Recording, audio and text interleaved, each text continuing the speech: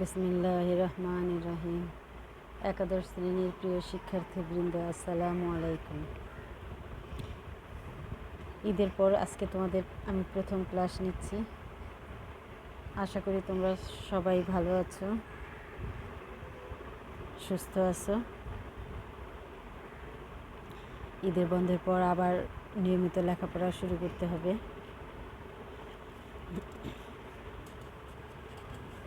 তোমরা কিভাবে সৃজনশীল বা বহু নির্বাচনী পড়বে তা তো মেট্রিক যখন পরীক্ষা দিয়েছ তখনই তোমরা জানো যে কীভাবে পড়তে হবে বহু নির্বাচনী সৃজনশীল।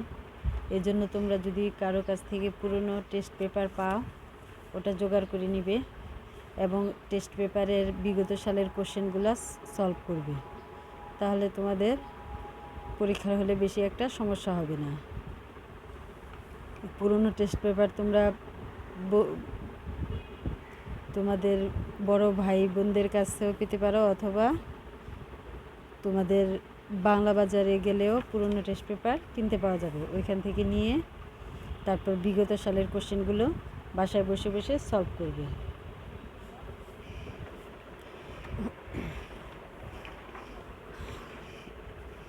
আজকে আমি তোমাদের ইসলামী শিক্ষার পঞ্চম অধ্যায়ের পাঠ 9 ইসলামী ব্যাংকিং সম্পর্কে আলোচনা করব। ইসলামী ব্যাংকিং কাকে বলে বা ইসলামী ব্যাংক কাকে বলে?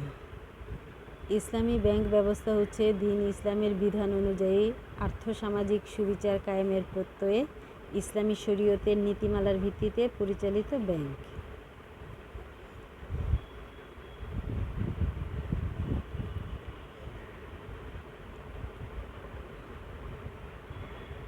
তাহলে ইসলামী ব্যাংকটা কি? ইসলামী ব্যাংক হচ্ছে যে আর্থসামাজিক সুবিচার প্রতিষ্ঠা করার জন্য ইসলামী শরীয়ত যে নিয়মকানুন বা বিধিমালা বেঁধে দিয়েছে সেই অনুযায়ী ইসলামী অর্থনীতি পরিচালিত করা হয় যে প্রতিষ্ঠানের মাধ্যমে, যে আর্থিক প্রতিষ্ঠানের মাধ্যমে, সেই আর্থিক প্রতিষ্ঠানটাকেই বলা হয় ইসলামী ব্যাংক।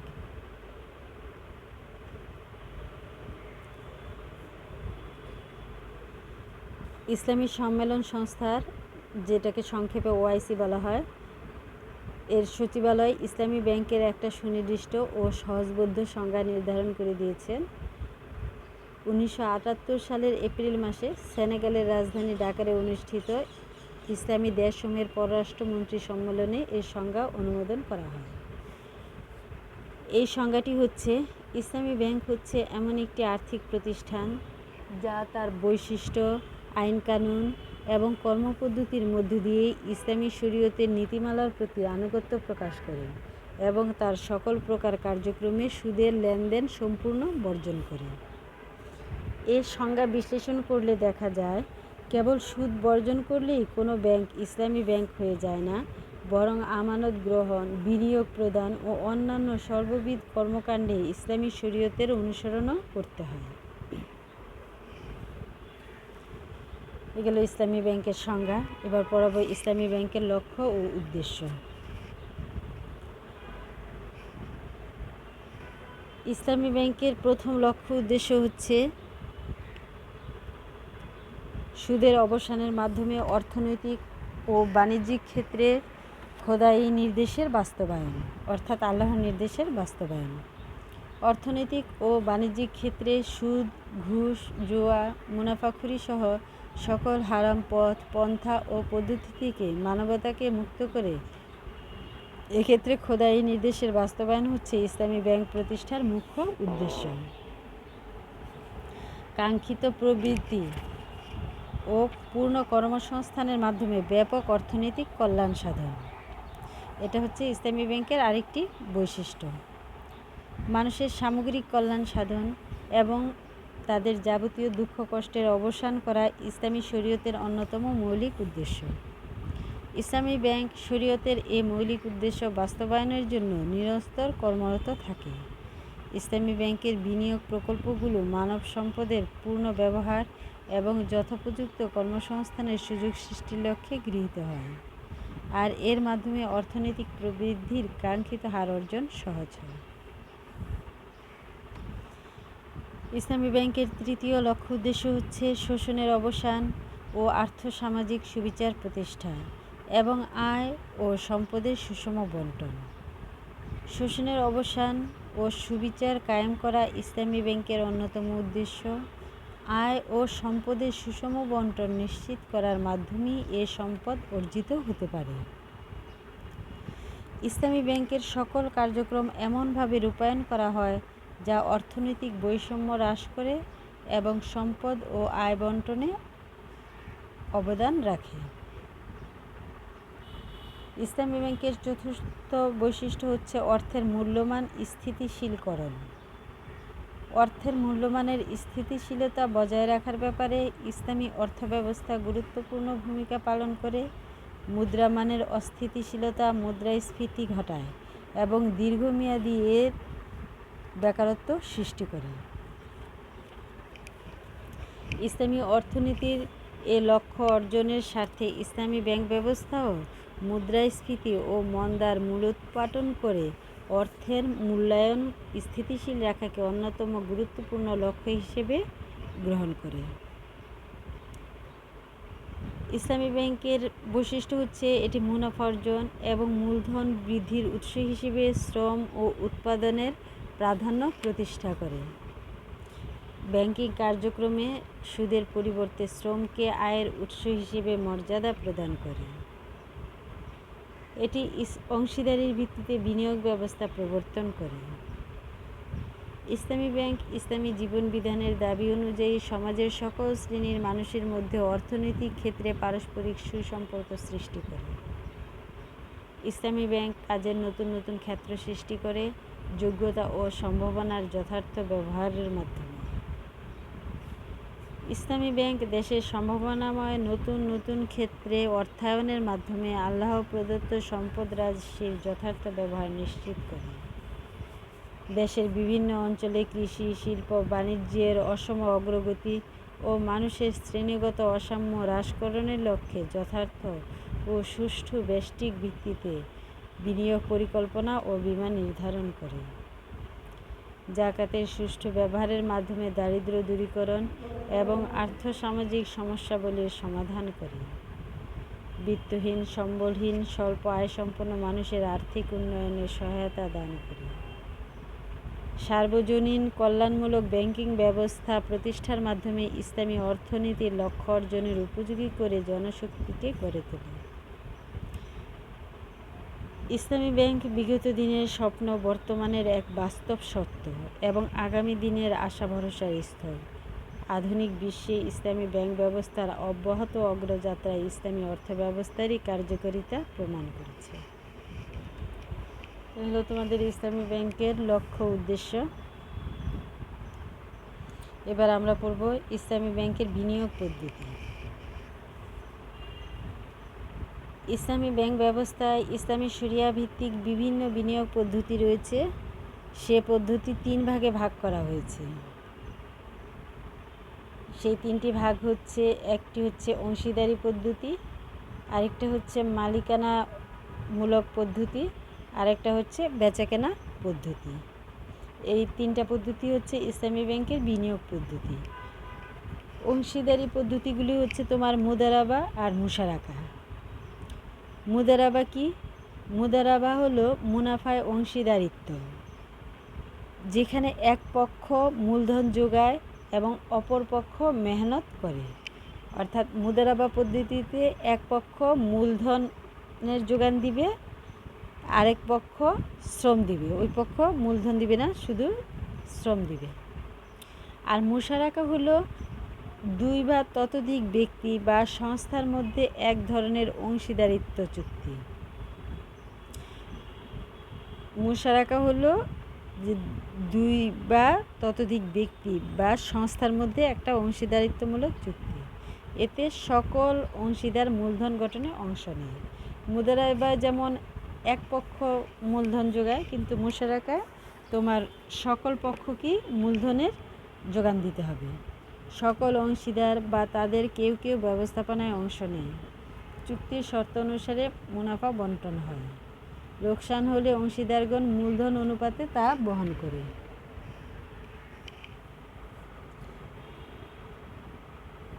বিনিয়োগ পদ্ধতির আরেকটি ভাগ হচ্ছে মালিকানা শরিকানায় বা শিরকাতুল মিল্ক এর ভিত্তিতে ভাড়ায় ক্রয়। হায়ার পারচেজ আন্ডার শিরকাতুল মিল্ক। হায়ার পারচেজ আন্ডার শিরকাতুল মিল্ক হলো এক বিশেষ সমন্বিত চুক্তি। অভিজ্ঞতার মধ্য দিয়ে এ পদ্ধতির উন্নয়ন ও বিকাশ ঘটেছে। প্রকৃতপক্ষে এটি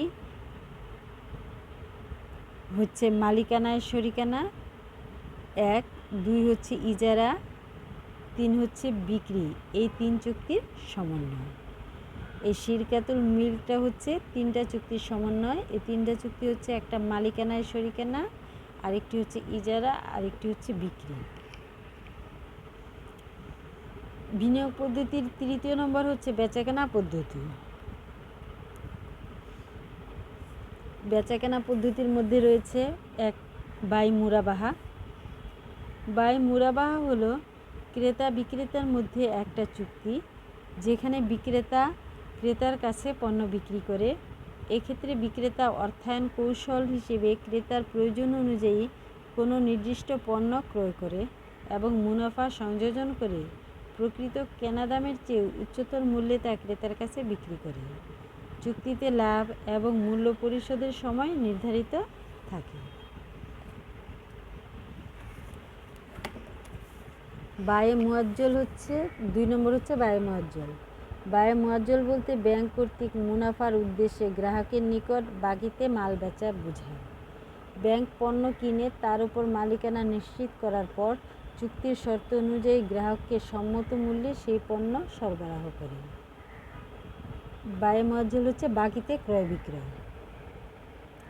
চুক্তিতে পণ্যের ধরন, মান, পরিমাণ, পণ্য সরবরাহের স্থান ও সময়, দাম পরিশোধের সময়সীমা ও পদ্ধতি ইত্যাদি সুনির্দিষ্টভাবে উল্লেখ থাকে। আর বায়ে সালাম হচ্ছে 3য় নম্বর বেচাকেনা পদ্ধতি হচ্ছে বায়ে সালাম। বায়ে সালাম এমন এক ব্যবসায়িক চুক্তি যার আওতায় আগামী কোনো নির্ধারিত সময়ের মধ্যে পণ্য সরবরাহের শর্তে ব্যাংক মালের দাম আগাম পরিশোধ করে। বায়ে সালাম অর্থ অগ্রিম ক্রয় আর বায়ে মুয়াজ্জল হচ্ছে বাকিতে ক্রয়। নির্দিষ্ট সময়ে ব্যাংক গ্রাহকের কাছ থেকে পণ্য সরবরাহ নিয়ে তা যে কোনো ব্যক্তি বা প্রতিষ্ঠানের কাছে বিক্রি করতে পারে। আরেকটি বেচাকেনা পদ্ধতি হচ্ছে ইস্তিসানা। ইস্তিসানা হলো কোনো নির্দিষ্ট পণ্য উৎপাদন বা নির্মাণ করে বিক্রয়ের চুক্তি যাতে উৎপাদনকারী বা নির্মাতা কর্তৃক উক্ত পণ্য তৈরি বা নির্মাণের পর গ্রাহককে সরবরাহ করার বাধ্যবাধকতা থাকে। এলো ইসলামী ব্যাংকের বিনিয়োগ পদ্ধতি।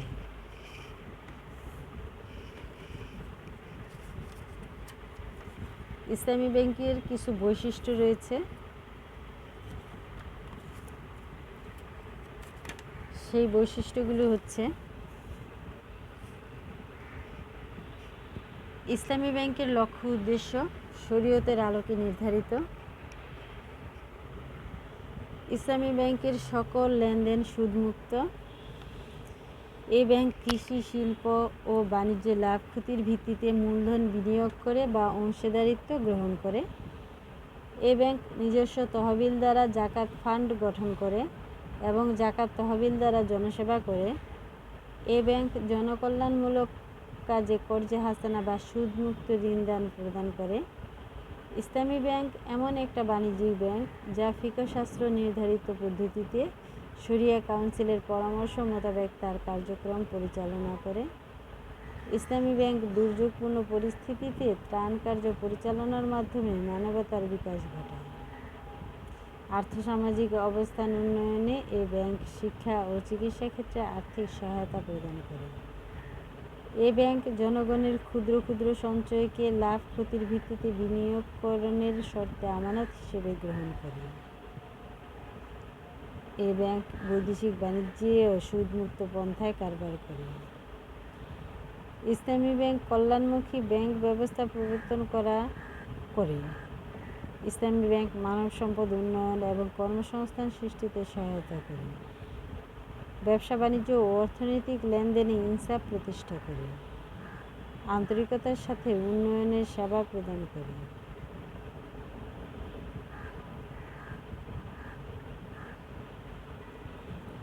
ইসলামী ব্যাংকের পণ্যভিত্তিক বিনিয়োগ নীতির কারণে এর সকল বিনিয়োগ উৎপাদনমূলক এবং মুদ্রাস্ফীতি নিয়ন্ত্রণে সহায়ক। ইসলামী ব্যাংক জনগণের নিকট থেকে জাকাত ও সাধারণ দানের অর্থ জমা করে এবং দরিদ্রদের জন্য কল্যাণ তহবিল গঠন করে।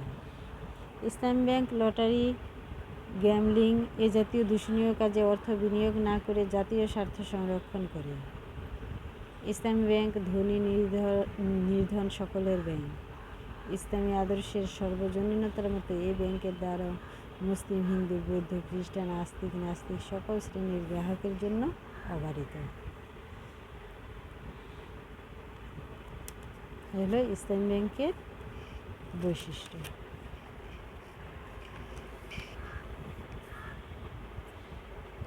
এখন আমরা পড়ব ইসলামী ব্যাংকের গুরুত্ব ও প্রয়োজনীয়তা।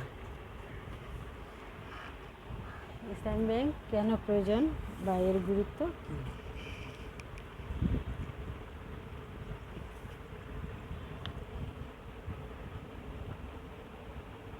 ইসলামী ব্যাংকের প্রথম গুরুত্ব হচ্ছে বা সবচেয়ে বেশি প্রয়োজন হচ্ছে সুদমুক্ত লেনদেনের পরিবেশ সৃষ্টি করার জন্য। সুদমুক্ত লেনদেনের স্বার্থে ইসলামী ব্যাংকের প্রয়োজন সবচেয়ে বেশি। শরীয়তে সুদকে সম্পূর্ণভাবে হারাম বা অবৈধ ঘোষণা করা হয়েছে। আল্লাহ পাক পবিত্র কোরআনে ঘোষণা করেন, যারা সুদ খায় তারা হাসরে সে ব্যক্তির মতো দণ্ডায়মান হবে যাকে শয়তান স্পর্শ করে পাগল করে দিয়েছে। তাদের এই অবস্থা এই কারণে যে তারা বলে ব্যবসা তো সুদের মতো, অথচ আল্লাহ ব্যবসাকে হালাল করেছেন এবং সুদকে হারাম করেছেন। অতএব যার নিকট তার রবের পক্ষ হতে উপদেশ এসেছে, অতঃপর সে সুদের লেনদেন থেকে বিরত থেকেছে, তবে অতীতে যা হয়েছে তা তারই থাকবে, আর তার কৃতকর্মের সিদ্ধান্তের ব্যাপারটি আল্লাহর উপর ন্যস্ত থাকবে। আর যারা পুনরায় সুদ নেওয়া শুরু করবে তারাই জাহান্নামী, সেখানে তারা চিরকাল অবস্থান করবে। সূরা বাকারা 175 নং আয়াত। 278 নং আয়াতে বলা হয়েছে, হে মুমিনগণ, তোমরা আল্লাহকে ভয় করে চলো আর সুদের যা বকেয়া আছে তা পরিহার করো, যদি তোমরা মুমিন হও। সূরা আল ইমরানের 130 নং আয়াতে বলা হয়েছে, হে মুমিনগণ, তোমরা চক্রবৃদ্ধি হারে সুদ ভক্ষণ করো না, তোমরা আল্লাহকে ভয় করে চলতে থাকো, আশা করা যায় তোমরা সুপথ প্রাপ্ত হবে। হযরত জাবির ইবনে আবদুল্লাহ রাদিয়াল্লাহু আনহু থেকে বর্ণিত আছে, আল্লাহর রাসূল সুদগ্রহীতা, সুদদাতা, সুদের লেখক এবং সুদী লেনদেনের সাক্ষীদ্বয়ের প্রতি অভিসম্পাত করেছেন। তিনি বলেছেন, পাপের দিক থেকে তারা সকলেই সমান অপরাধী। মুসলিম শরীফ। ইসলামী ব্যাংকের দ্বিতীয় প্রয়োজনীয়তা যেটা গুরুত্ব বহন করে সেটি হচ্ছে স্বল্পবিত্তের লোকদের সুদমুক্ত ঋণ সুবিধা প্রদান করে। সুদভিত্তিক বাণিজ্যিক ব্যাংকসমূহ সাধারণত সহায়ক জামানত ছাড়া ঋণ প্রদান করে না, যার অর্থ হলো যারা প্রতিষ্ঠিত ব্যবসায়ী বা শিল্পপতি অথবা কমপক্ষে জামানত দেওয়ার মতো যথেষ্ট স্থাবর সম্পত্তি আছে সেই শুধু ঋণ পাওয়ার যোগ্য। এই অবস্থায় স্বল্পবিত্তের মানুষ ঋণ পায় না। সারা বিশ্বের ন্যায় বাংলাদেশেরও বেশিরভাগ মানুষ হয় বিত্তহীন নয়তো স্বল্পবিত্তের অধিকারী। ফলে সুদী ব্যাংক থেকে তাদের ঋণ পাওয়ার সুবিধা একেবারে নেই বললেই চলে। এদেশের মানুষের জন্য চাই জামানতবিহীন ঋণের নিশ্চয়তা। কেবল ইসলামী ব্যাংক জামানতবিহীন লাভ ক্ষতির অংশীদারিত্বের ভিত্তিতে অথবা স্বল্প জামানতের ভিত্তিতে যা তাদের জন্য সহনশীল বিনিয়োগের নিশ্চয়তা দিতে সক্ষম।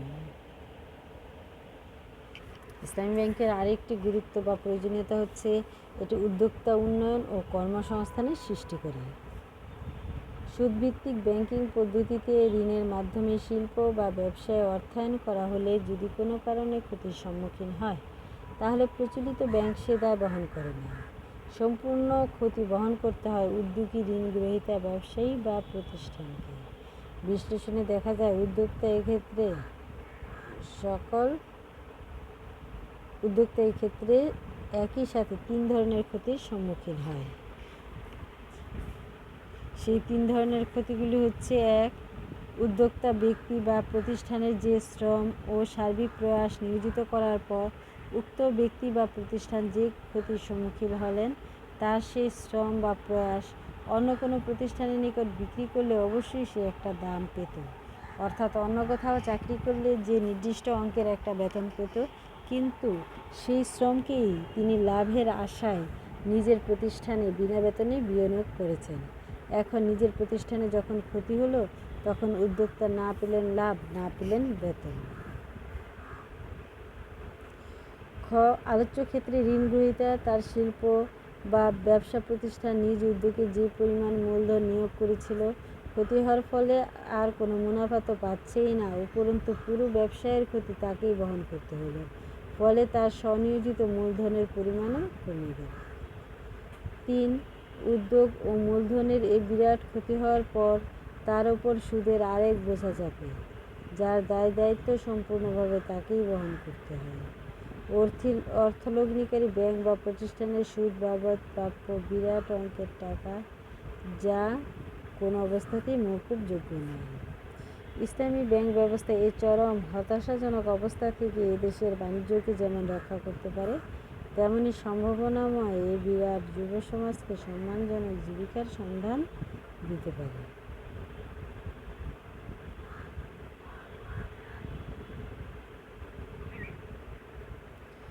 ইসলামী ব্যাংকের আর একটি গুরুত্ব বা প্রয়োজনীয়তা হচ্ছে এটি অত্যাবশ্যকীয় উৎপাদন নিশ্চিত করে। সুদী ব্যবস্থায় উৎপাদকের পরিচালনা ব্যয়ের পাশাপাশি একটি নির্দিষ্ট আর্থিক ব্যয় থাকে। এই আর্থিক ব্যয় সাধারণত সুদের হারের সমান, কিন্তু ইসলামী বিনিয়োগ পদ্ধতিতে নির্দিষ্ট কোনো ব্যয়ের ব্যবস্থা নেই। যেমন প্রচলিত ব্যবস্থায় সুদের হার যদি 15% হয়, তার অর্থ হচ্ছে উৎপাদককে কাঙ্ক্ষিত লাভের পর্যায়ে পৌঁছতে হলে তার উৎপাদন খরচের অতিরিক্ত কমপক্ষে 15% লাভ করতে হবে।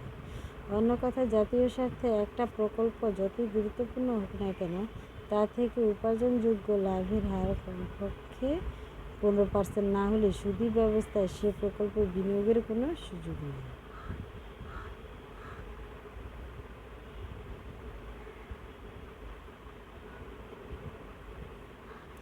ইসলামী ব্যাংকের আরেকটি গুরুত্ব হচ্ছে এটি দেউলিয়াতের হাত থেকে ব্যাংকিং সেক্টরকে বাঁচায়। ব্যাংকিং ব্যবসায়কে বলা হয় পরের ধরে পোদ্দারি। সে কারণেই ব্যাংক ব্যবসায় 100% বিশ্বাসের উপর প্রতিষ্ঠিত। কোনো ব্যাংকের উপর একবার মানুষের আস্থা নষ্ট হলে তা ফিরে পাওয়া কঠিন। আর কোনো ব্যাংকের দেউলিয়া হওয়ার অর্থ আমানতকারীদের চূড়ান্ত সর্বনাশ। সুদী ব্যাংকিং জগতে প্রায়শই এ ধরনের দুর্ঘটনা ঘটেছে। পৃথিবীতে কোনো ইসলামী ব্যাংক দেউলিয়া হয়নি, কারণ ইসলামী ব্যাংকের গঠন কাঠামোতে এমন ধরনের উপাদান সন্নিবেশিত আছে যার ফলে একটা প্রকৃত ইসলামী ব্যাংক কখনো দেউলিয়া হতে পারে না। আর ধর্মীয় বিশ্বাসের দিক থেকে আমরা এটাও বলতে পারি যে ব্যাংকিং ব্যবস্থার উপর আল্লাহর রহমতের ছায়া রয়েছে। ইসলামী ব্যাংকিং আরেকটি গুরুত্ব হচ্ছে এটি মুদ্রাস্ফীতি দূর করে। সুদভিত্তিক বাণিজ্যিক ব্যাংক ইসলামী ব্যাংকের ন্যায় ক্রয় বিক্রয় করে না, বরং ঋণ দান করে। ব্যাংক যখন কোনো গ্রাহককে ঋণ দান করে, তখন তাকে ঋণের হাতে না দিয়ে দুতরফা দাখিলার নিয়ম অনুসারে ব্যাংকে রক্ষিত গ্রাহকের নিকট অ্যাকাউন্ট নাম্বারে মঞ্জুরিকৃত ঋণের অর্থ জমা করে। এই প্রক্রিয়ায় ব্যাংকে মাধ্যমিক আমানতের নতুন একটি ধারা শুরু হয়, ফলে ব্যাংকের মোট আমানতের পরিমাণ বেড়ে যায়। অপরদিকে বাণিজ্যিক ব্যাংকের ঋণদান ক্ষমতা যেহেতু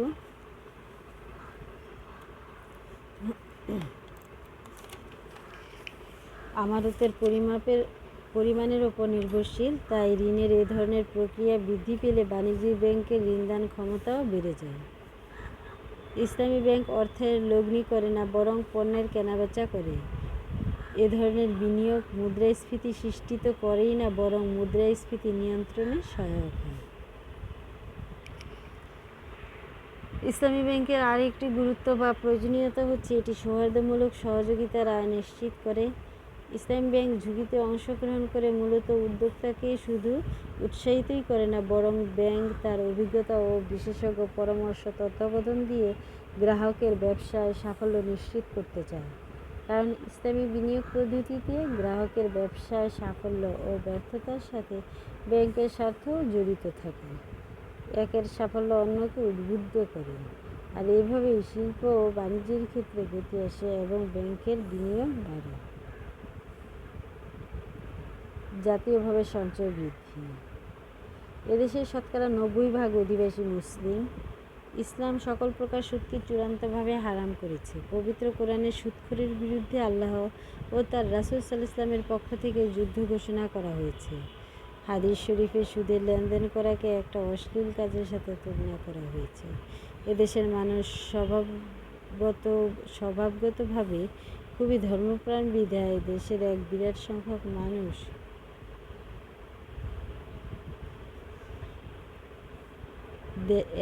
সংখ্যক মানুষ সুদের ভয়ে কখনোই তাদের সঞ্চয় প্রচলিত সুদী ব্যাংকে জমা রাখে না। কেবল অধিক সংখ্যক ইসলামী ব্যাংক প্রতিষ্ঠার মাধ্যমেই এসব সঞ্চয় সংগ্রহ ও উৎপাদনমুখী খাতে বিনিয়োগ করা সম্ভব।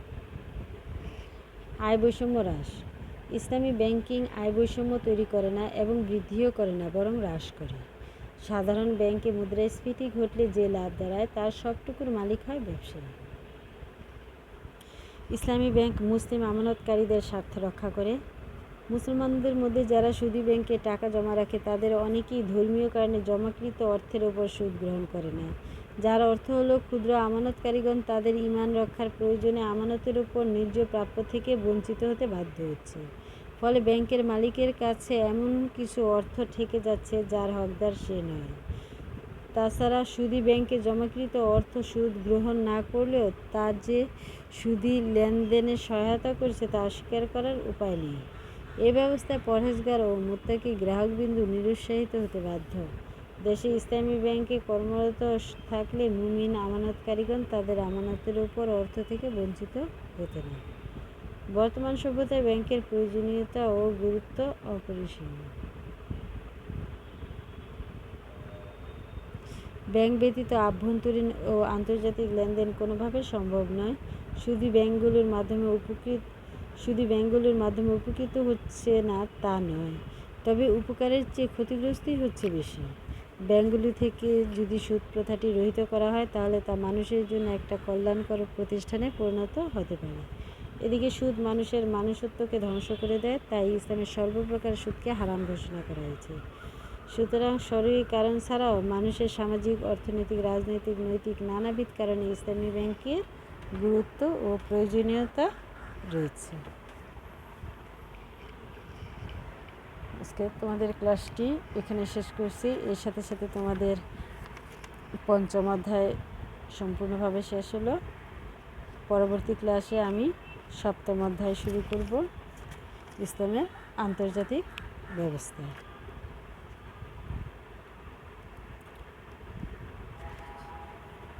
তো তোমরা সবাই ভালো থেকো, সবাই স্বাস্থ্য সুরক্ষা মেনে চলো, আল্লাহর কাছে নিরাপদে থাকার প্রার্থনা করো। ফি আমানিল্লাহ। আল্লাহ হাফিজ।